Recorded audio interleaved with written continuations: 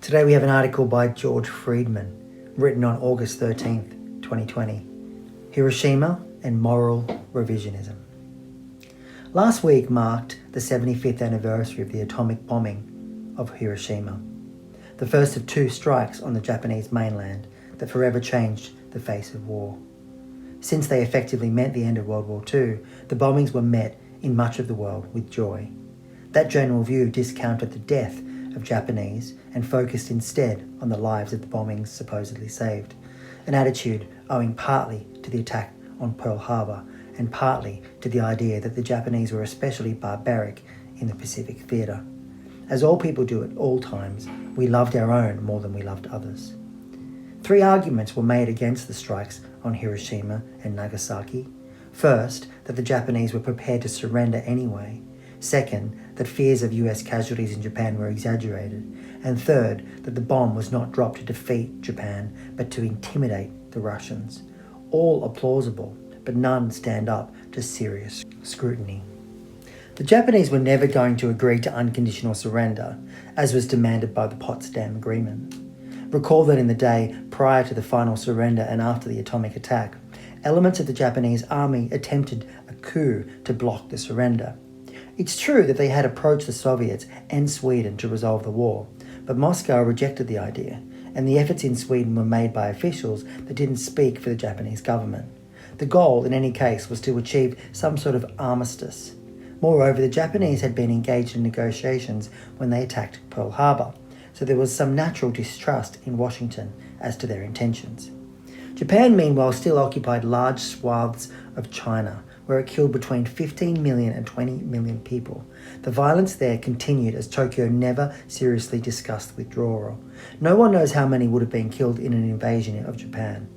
There was a strong case that enormous casualties would have been incurred based on Okinawa, where resistance was brutal. In other places, it was less so.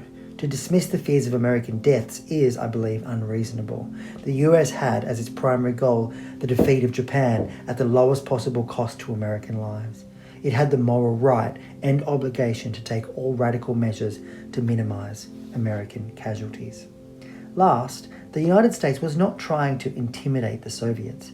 At the Potsdam Conference, President Harry Truman, who had just been informed that the tests in New Mexico were successful, approached Joseph Stalin to discuss a major new weapon the US had developed.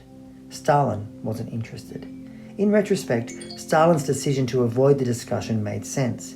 Soviet intelligence had penetrated the Manhattan Project and already knew that the bomb worked. If the US used the weapon to intimidate the Soviets, then Truman would likely not have brought up the subject. He could have intimidated the Soviets easily in many other ways. The charge linked to a claim that the US started the Cold War and initiated it with Hiroshima. This charge is unsupportable. The dispute over the property of Hiroshima and Nagasaki arose neither during nor immediately after the war, when Americans were grateful for the fact that they and their loved ones would not have to fight in Japan. It arose during the Vietnam War. The bomb was taken by a political faction as a symbol of American imperial cruelty. Those who opposed the war tended to demonize the use of atomic weapons, while those who supported the war saw it as a necessary and just action. The debate has subsided since Vietnam, of course, but there is still a sense of illegitimacy of the bombing, and it was born from a struggle for political power by a faction opposed to the Vietnam War that meant to shame the American victory. The critics' goal was to delegitimize an event that had overjoyed Americans and, in doing so, delegitimize, am I saying that right?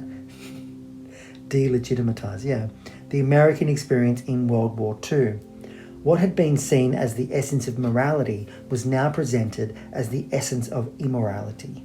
The generation of new moral standards that render the past evil, and therefore the society that emerged from it as a corrupt, is common enough. But it uses a past that cannot be revised to carry out political agendas of the moment.